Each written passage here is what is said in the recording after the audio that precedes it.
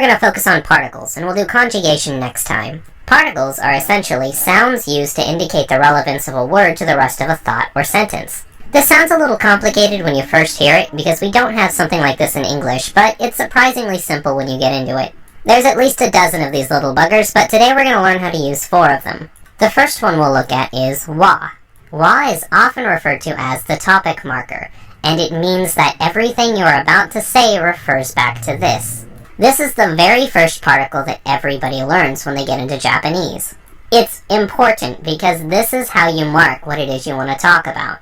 Some of you might still be confused about this whole particle thing, so let's put it into practice.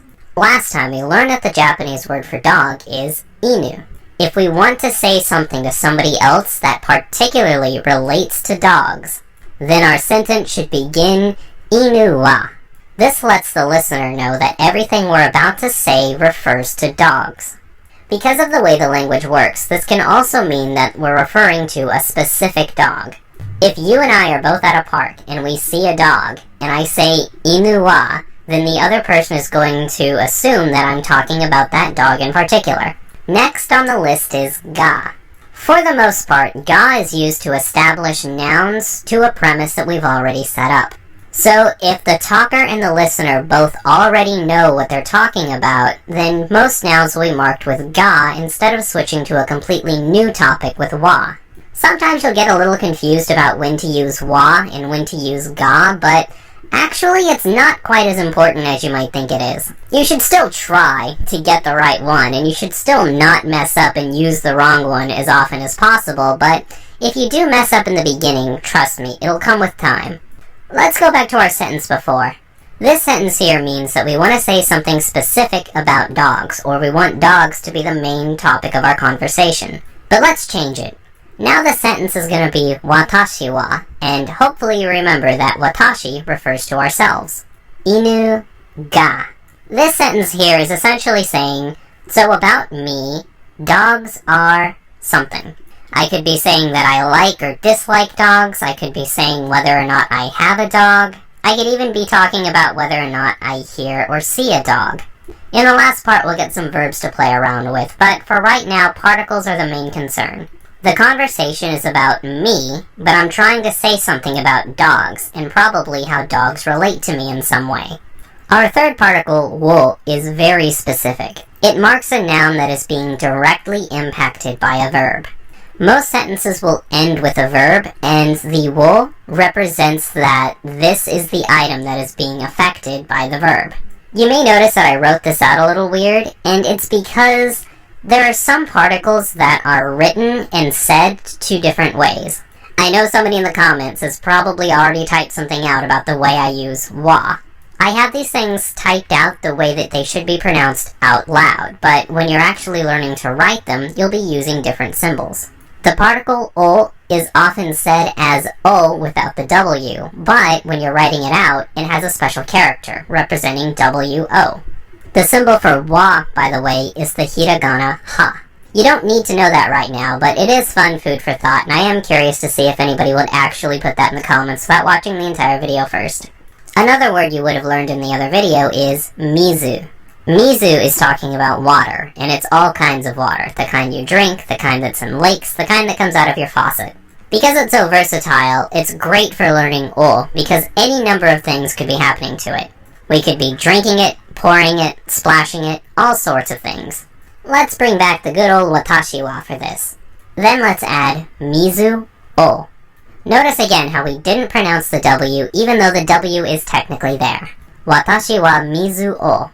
This sentence most likely means that I interact with water using whatever verb we have for the sentence. Again, I could be drinking the water, I could be buying the water, I could be pouring the water, I could be shaking the water. Whatever I'm doing, it's directly affecting the water. Again, I want to point out that because of the way context works in Japanese, we could be talking about water that the listener and I are both aware of, like water that's right in front of us, or I could be talking about water as a concept. The last particle we'll learn today is de. De is considered a little advanced because it can have 2 main meanings. The first use of de is to mark a location that the verb is taking place in. For example, if you were buying something from the store, then you would mark the store with de. This lets the user know that this is where it's happening or has happened. The second use is to mark an object that we personally use for the verb. Some examples of this would be a spoon or a fork that we eat with, a car or a bus that we take trips on, or a shovel or rake that we do yard work with. The object we're performing with is the de. A good way to learn these together is to connect them somehow so that you realize that it's the same particle that you're using for both. The through line that I like to use is necessary in performing the verb. So whether you're eating with a spoon or at a restaurant, you still use de. One word we learned last week was uchi. Uchi can be a house, an apartment, or even a cardboard box. By the way, if you live in a cardboard box and you managed to get to this video, I'm actually impressed. Good job! Being the smart little cookies you are, you've probably figured out by now that if we mark this with de, it means that our house is where whatever verb we're talking about is happening or has happened. It could be eating, it could be sleeping, it could be watching TV. We haven't really learned any tools yet, but we will. I know some of you might have been intimidated by the idea of particles when we first started all of this, but I hope now you see that it's not quite as scary as textbooks make it sound sometimes. And I've got some news for you. If you understood what was in this video, then congratulations. And I sincerely mean it. If you got through this episode and you understood what I was talking about with the particles, then you've crossed one of the two major hurdles into getting into the language. Learning the other particles is just as easy as learning what they are and learning how to apply them. You take that, and you combine it with conjugating verbs, and you've got yourself a new language. To help you practice these particles, I've got a new list of words for you. Otoko means male. It doesn't really mean man by itself, it's specifically referring to something as being male. Onna is the female equivalent. I want to make clear early on, I know we learned kare and kanojo last week, but these are completely different. Kare and kanojo mean that you are referring to somebody who is not currently in the conversation, but you are also marking their gender to make them easier to identify. Onna and otoko are identifiers to differentiate between whether or not somebody is or isn't male or female. It's also used for animals. Niku means meat, particularly any meat that you buy or cook. Just like in English, fish is identified differently than meat is. So if what you want is specifically fish, then you use sakana. Also, just like in English, this refers to both the fish that you can eat and also the living fish that swim around. Mise is store. It's talking about a store in general. There are specific words for department stores or grocery stores. Until you learn what those specific words are, mise should be fine for everything.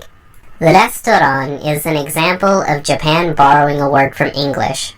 As you may have guessed, restaurant will be written in katakana, and yes, this is the serious word that they use for eateries. Koen refers to parks. Ohashi is the Japanese word for chopsticks. Ongaku is music. Ongaku refers to music as a whole, so you can't use it in substitute for a word like song. It's just talking about music in general. The last word on your list is sake. Sake is kind of a weird one in Japanese. You might be used to sake just being a type of alcohol, so it might feel like I'm teaching you a word like sushi or kamikaze or something that already comes from Japan, but hear me out. In Japan, sake is used as a general term for all alcoholic drinks. So if you're gonna go out to a club and drink tequila and beer and that kind of stuff, you are generally going out to drink sake, even if you don't drink Japanese sake. Unless you say that you're going to drink something specific, you use sake when you say you're going to drink alcohol, or whether or not you do drink alcohol. Now, I know we're running really long here, but there is one more tool that I want to give you to help your Japanese study go a little bit smoother. This word is a bit of a meme by now, but it's a very important word to learn. I'm gonna teach you about des. Now, first things first, despite the U at the end, and despite the way some people pronounce it to sound a bit more weebish, it is pronounced des.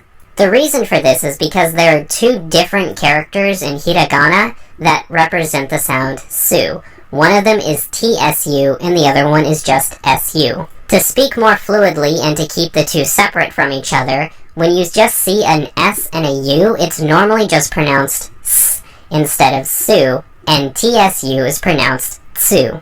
We'll talk about it more in another episode. Just for now, keep in mind that this word is correctly pronounced as des, regardless of whether or not it has a U in the end. Des is an ending word representing is, am, and are. What a lot of teachers and textbooks won't teach you is that des also acts as a verb filler. If you don't have a specific verb ready for a sentence and you just want to point out that something is also something else, then you put des at the end. Believe it or not, even though this is pretty simple, this is actually huge for you because knowing this means that you now have something to put at the end of your sentences to practice more efficiently. 彼は犬です。私は女です。If you've been paying attention so far and you understand the two sentences I just made, then you've already gotten to a point in Japanese where you can make full sentences clarifying one thing as another thing. I taught you the words for fruits, vegetables, and meats, and if you're willing to learn what specific names of fruits and vegetables and meats are, then you can now clarify those as being fruits, vegetables, and meats. Even if you didn't want to learn more vocabulary, you can specify what the names of certain buildings are. Target wa mise desu. If somebody didn't know what a Target was, you can now clarify that Target is the name of a store. The only thing you're really missing right now is the ability to use and conjugate verbs. Next time. Thank you so much for watching the second part.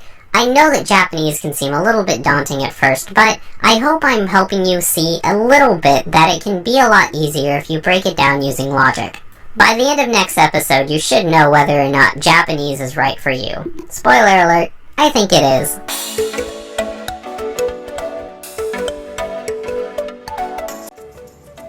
Ayan, guys. At dahil daw ako ay nagkaroon ng 1,000 subscribers, ginawa na ako ng anak ko, di ba? Ginawa niya ako ng YouTube button. Yan, YouTube button, di ba? Ang galing-galing. Di ba? VANIEC211. YouTube video. Di ba? Ang galing! Thank you! Thank you, guys! Mama, chup-chup! Bye-bye!